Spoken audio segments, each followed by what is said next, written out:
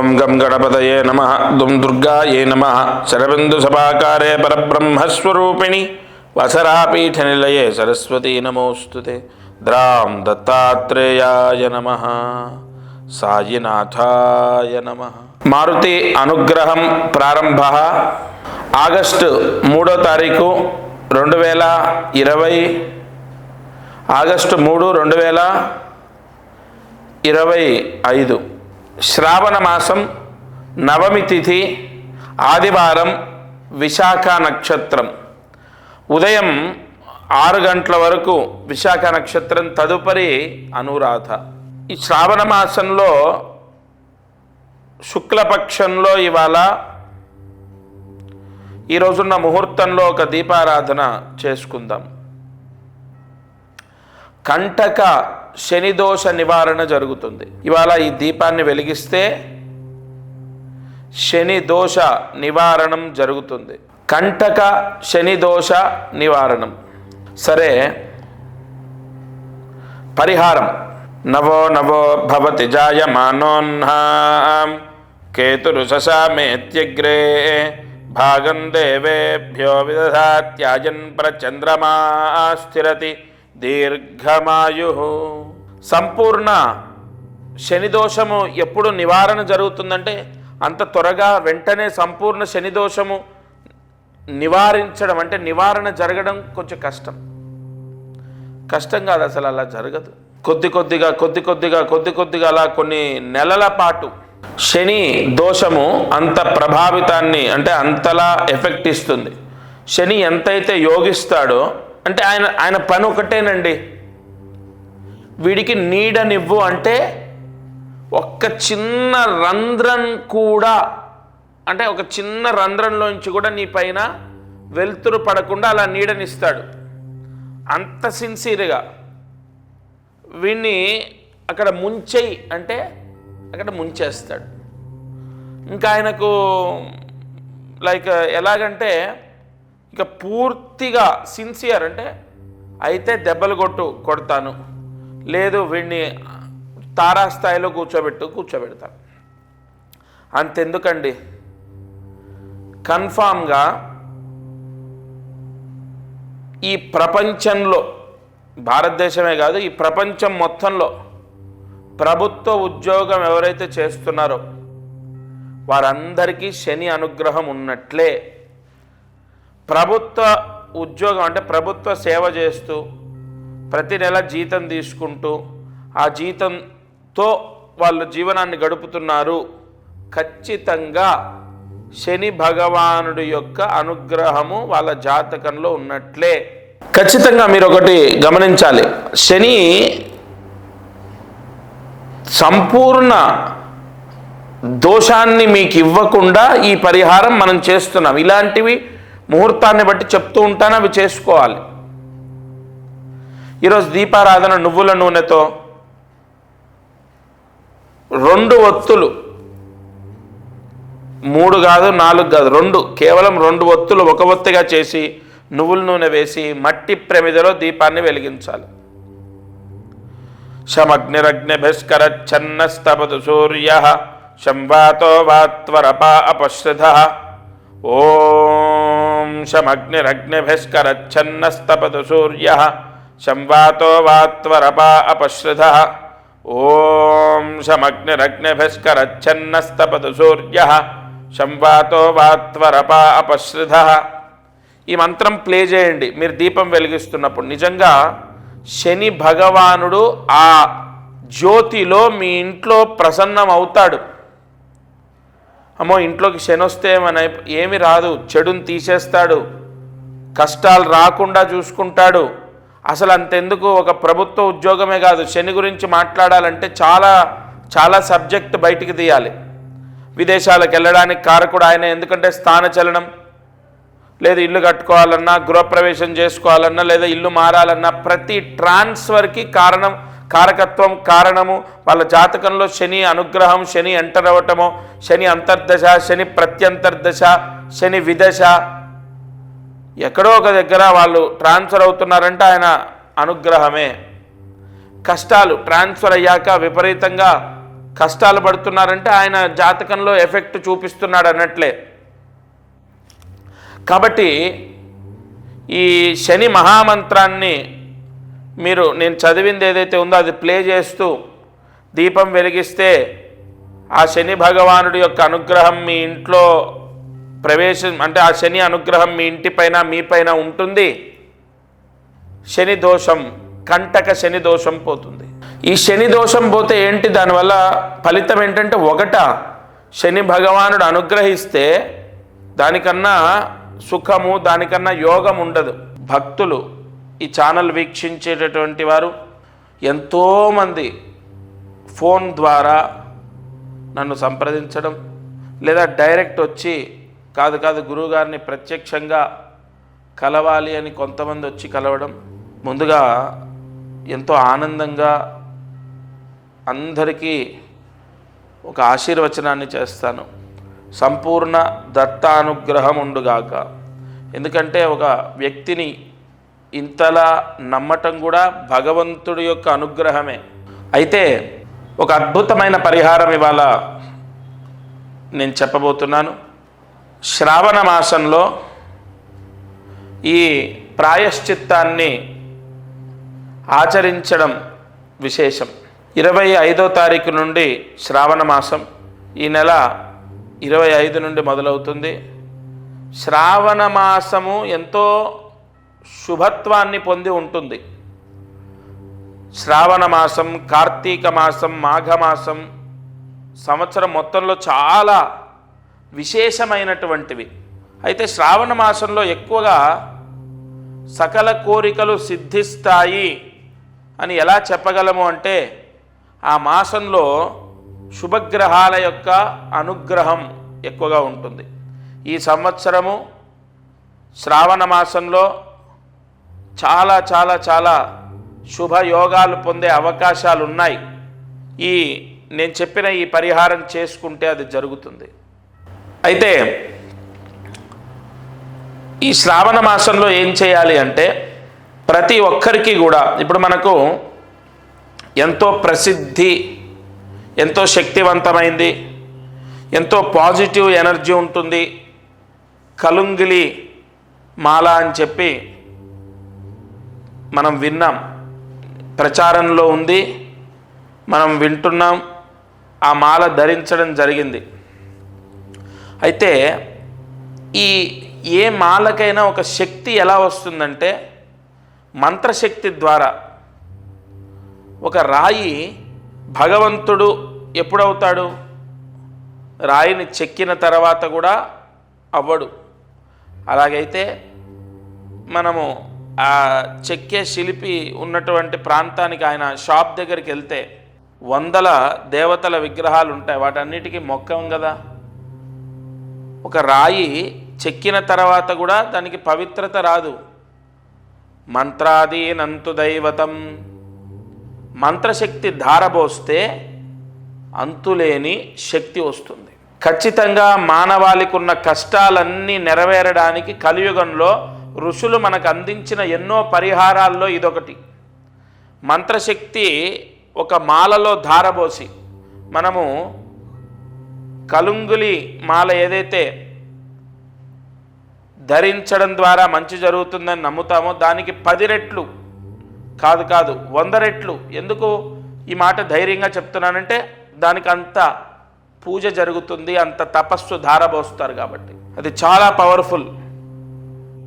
ఆ మాల యజమాని ధరించిన, పిల్లలు ధరించిన, లేదా ఆడవారైతే వారు క్యారీ చేసేటటువంటి బ్యాగులో వేసుకున్న, లేదు ఆడవారు ధరించకూడదని కాదు, కానీ మెళ్ళో వేసుకుంటే చూడ్డానికి బాగోదేమో అని ఆ భ్రాంతి ఉంటే, తర్వాత అదేమి ఇంత ఇదిగా, ఇంత పెద్దగా, చూడ్డానికి ఎబ్బెట్టుగా ఉండదు, చాలా సున్నితంగా, చాలా చిన్న పూసలతో ఉంటుంది ఆ మాల. ఆ మాల ధరించాలి. శ్రావణ మాసంలో దానికి పూజ చేయాలి. ఇప్పుడు నేను ఎన్ని పూజలు చేసినా, నేను ఎన్ని హోమాలు చేసినా, దానికి ఎంత తపస్సు ధారబోసినా, వ్యక్తిగతంగా ధరించేటటువంటి వాళ్ళు పూజ చేయాలి. చాలా చిన్న పూజ.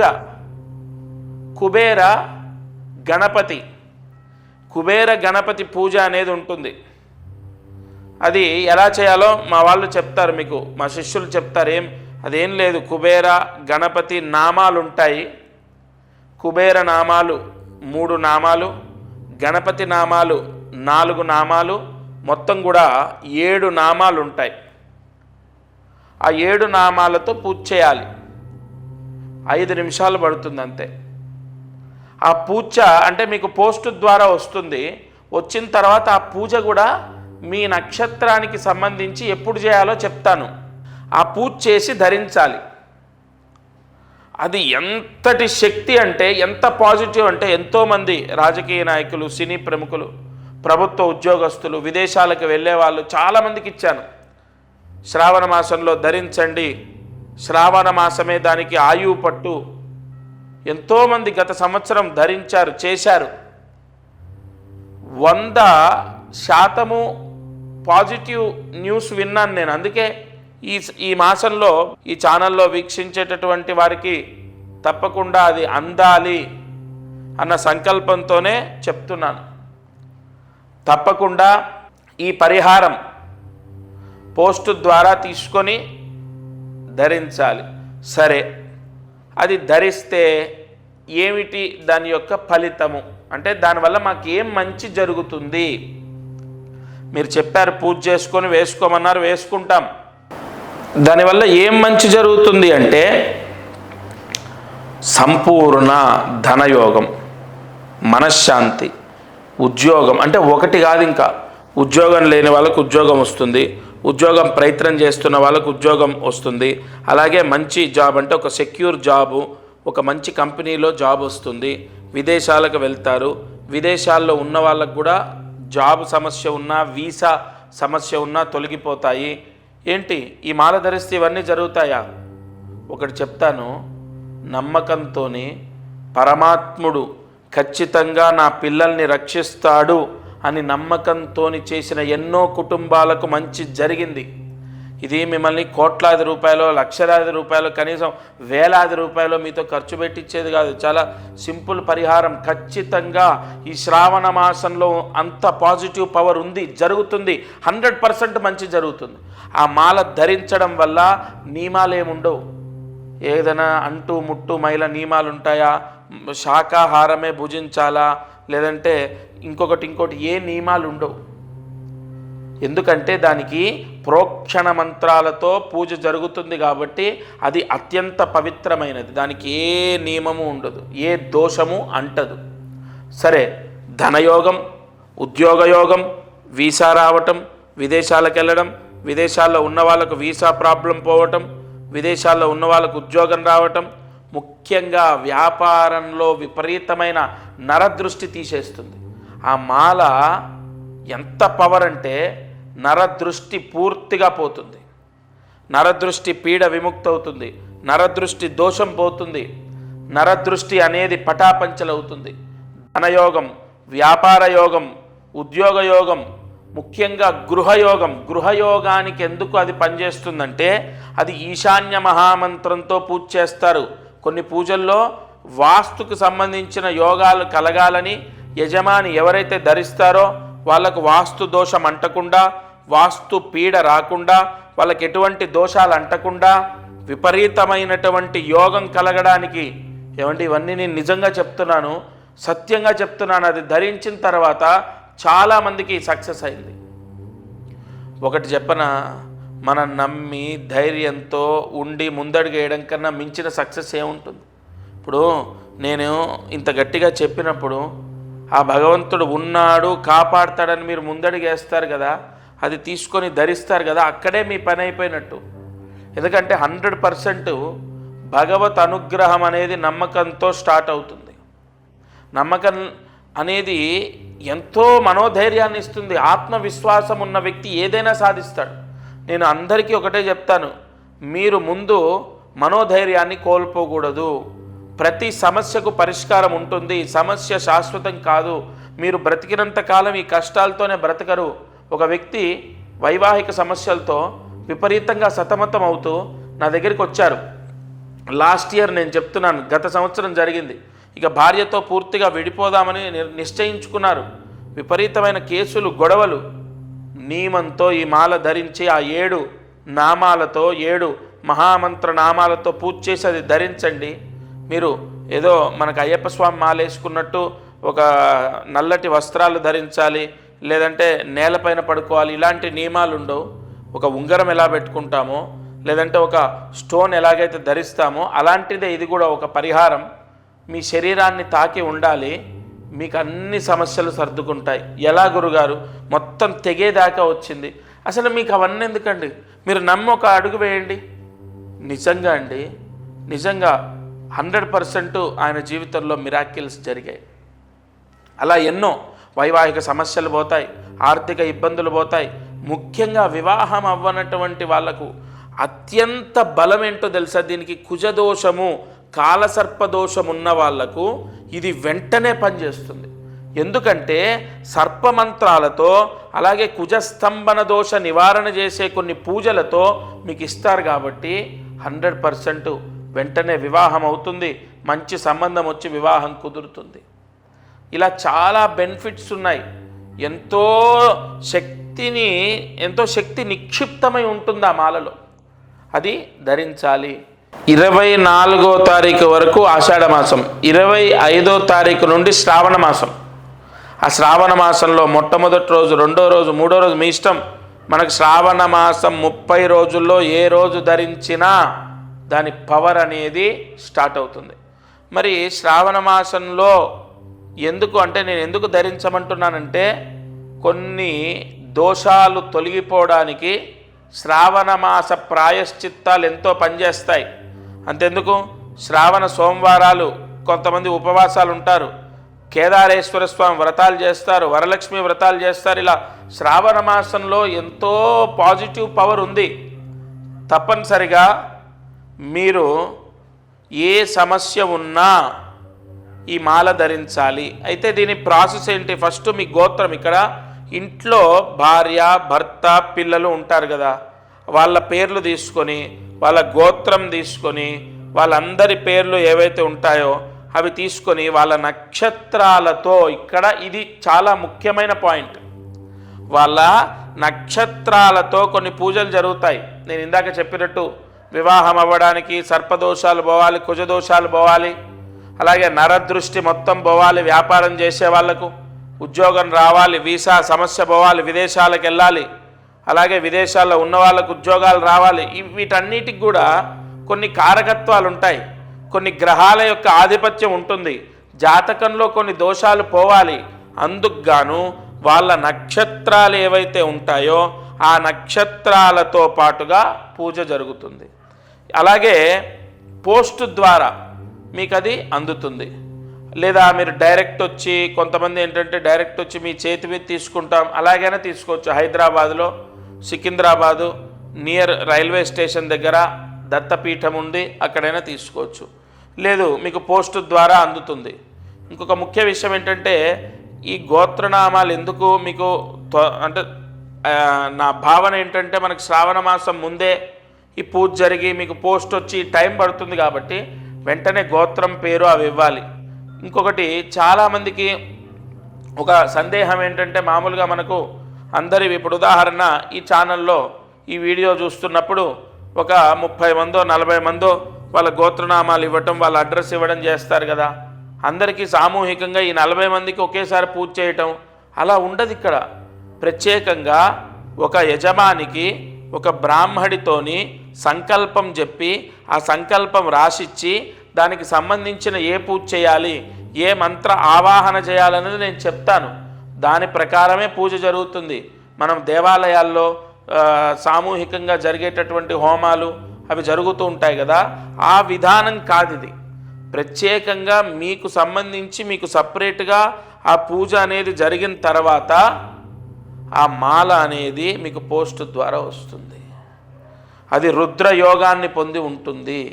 విశేషమైన దైవశక్తి నిక్షిప్తమై ఉంటుంది. మనం ఇందాక చెప్పుకున్నట్టు ఒక రాయిలో శక్తి ఉండదు. ఆ రాయిని చెక్కిన తర్వాత అందులో నిక్షిప్తమై ఉంచినటువంటి మంత్రశక్తి ఫలితాన్ని ఇస్తుంది. కావున మనం ప్రతిష్టల్లో కూడా మీరు చూసినట్లయితే ప్రతిష్ట చేసేటప్పుడు కింద యంత్రాలు పెడతారు. ఆ యంత్రాలకు కొన్ని వేల జపాలు చేస్తారు. ఆ చేసినటువంటి యంత్రాలు ప్రతిష్టకు ముందు పెట్టిన తర్వాతే విగ్రహాన్ని పెడతారు. అంటే మంత్రశక్తియే మొత్తము ఈ సృష్టిని కాపాడుతుంది. అసలు మంత్రాధీనంతు దైవతం. అసలు భగవంతుడు ఎలా ఉంటాడు? మంత్రం రూపంలో భగవంతుడు పలుకుతాడు. మంత్రాధీనంతు దైవతం. భగవంతుడు ఎక్కడుంటాడు? వేదంలో ఉంటాడు, మంత్రాల్లో ఉంటాడు. మంత్రంతో భగవంతుణ్ణి ఆరాధించాలి, అంతే కదా. మనం ఏ పూజ చేసినా మంత్రం ఖచ్చితం. మనం ఏ పూజ చేసినా మంత్రం అనేది ఇంకా దానికి ఇంకొక విధానం ఎక్కడుంది? ఏదైనా సరే మంత్రం చెప్పకుండా భగవంతుడికి మనం ఏమీ చేయలేం. ఆఖరికి అగరబత్తి చూయించినా, నైవేద్యం పెట్టినా, దీపం వెలిగించినా, అలాంటి కొన్ని మహామంత్రాలతో పూజ జరిగినప్పుడు మీ పిల్లలు ఖచ్చితంగా మారుతారు, వాళ్ళకు మంచి జరుగుతుంది. ఇంకొక ముఖ్య విషయం, మారుతారు అంటే నాకు గుర్తొచ్చింది. ఒక అబ్బాయి చదువులో పూర్తిగా డల్గా ఉన్నాడు. ఇది నిజం, యథార్థం చెప్తున్నాను నేను. ఆ అబ్బాయి ఉపాధ్యాయులు అంటే వాళ్ళ టీచర్స్ చెప్పినటువంటి చదువు వాళ్ళు సక్రమంగా చెప్తున్నారు, తన తోటి వాళ్ళందరూ బాగా చదువుతున్నారు. ఇతనికి మైండ్కి అసలు ఎక్కట్లేదు. తల్లిదండ్రులు ఎంత బాధపడుతున్నారో దానికి డబల్ ఇతను బాధపడుతున్నాడు. ఎందుకు నాకు రావట్లే, ఎందుకు రావట్లే? నేను చెప్పే జాతకంలో ఈ దోషం ఉంది. ఇగో మీ వేలిముద్రలు. వారు ప్రత్యక్షంగా వాళ్ళ నాన్నగారు, ఆ అబ్బాయి, వాళ్ళ అమ్మగారు వచ్చారు. ఆయన వేలిముద్రల్లో కొన్ని చక్రాలు చూసి, ఇగో ఈ విధంగా ఈ దోషం ఉంది, అందుకే ఈ సమస్య వస్తుంది, ఇగో ఈ పరిహారం చేసుకో, ఇది ధరించు, నువ్వు జాగ్రత్తగా నేను చెప్పిన విధంగా ఈ నియమాలు పాటించు, అంతే. 100% అతనిలో మార్పు వచ్చింది. అంటే అంతవరకు జరగనటువంటి మార్పు ఎలా జరిగింది? భగవత్ శక్తి మాయ, గుర్తుపెట్టుకోండి. భగవంతుడు ఎప్పుడు ఎలా ఎవరిని అనుగ్రహిస్తాడో తెలియదు. అందుకే మీకు తెలిసిన వాళ్ళలో, మీ బంధువుల్లో, మీ స్నేహితుల్లో, మీ చుట్టూ ఉన్న వాళ్ళల్లోనే సడన్గా విపరీతంగా సంపాదించి సొంత ఇల్లు, కారు కొనుక్కొని లైఫ్ మొత్తం మారిపోయిన వాళ్ళు ఉంటారు. మీరు చూస్తుంటేనే విపరీతంగా ఎదుగుతున్న వాళ్ళు ఉంటారు. మరి వాళ్ళకి ఎక్కడి నుంచి వచ్చింది? వాళ్ళ తెలివితేటలు మీకు లేవా? వాళ్ళకున్న చదువు మీకు లేదా? వాళ్ళని భగవంతుడు రక్షిస్తున్నాడు. ఏదో అదృష్టం కాపాడుతుంది. అదృష్టం అంటే ఏంటి? భగవద్భిక్ష. ఈ గ్రహాల యొక్క అనుగ్రహము, అదృష్టం, భగవంతుడి యొక్క అనుగ్రహం, ఇవన్నీ ఒకటే. కావున మీరు ఈ ఛానల్ వీక్షించేటటువంటి వారు తప్పకుండా నేను చెప్పిన పరిహారం చేయాలి. రేపు శ్రావణ మాసంలో చేసుకోవడం విశేషం. ఇంకొకటి, నేను ఏది చెప్పినా కూడా అంటే ఏదో నా స్వలాభాన్ని నేను చూసుకొని చెప్పేది కాదు. మీరు ఎక్కడ ఎన్ని చేసినా నేను చెప్పేది కానీ, నేను చేసే విధానం కానీ ఎంతో పవిత్రంగా ఉండడం, ఎంతో నియమనిష్టలతో చేయడం. అంతెందుకండి, మీ మనస్సాక్షికి మీరు చెయ్యాలి అనిపిస్తేనే చేయండి. ఎవరిని కూడా నేను ఖచ్చితంగా చెయ్యండి, మీకు అదైపోతుంది, ఇదైపోతుంది, ఇలాంటి ఫాల్స్ ప్రామిసులు చేయడమో, లేదంటే ఏదో మీకు జరిగిపోతుందని, దోషం ఉందని చెప్పడమో ఇలా ఉండదు. ప్రతి సమస్యకు ఖచ్చితంగా పరిష్కారం ఉంటుంది. నేను ఎన్నోసార్లు ఇదే చెప్పాను. మీరు ఎవ్వరు కూడా అధైర్యపడొద్దు, మనోధైర్యాన్ని కోల్పోవద్దు. ప్రతి సమస్యకు పరిష్కారం ఉంటుంది. ఈ చిన్న చిన్న పరిహారాలతో మీరు ఖచ్చితంగా రక్షింపబడతారు. ఉద్యోగం కానీ, గృహము కానీ, ఇవన్నీ కూడా మనం ఎంత ప్రయత్నించినా మనకు కలిసి రావట్లేదు అంటే మన జాతకంలో ఏదో దోషం ఉంటేనే జరుగుతుంది. ఇంకొకటి, ఇక్కడ జాతకము అన్న పాయింట్ వచ్చింది కాబట్టి ఈ మాల ధరించడం ద్వారా కొన్ని గ్రహాల యొక్క దోషాలు విముక్తవుతాయి. ముఖ్యంగా శనిగ్రహం, ఎందుకంటే నలుపు రంగులో ఉంటుంది.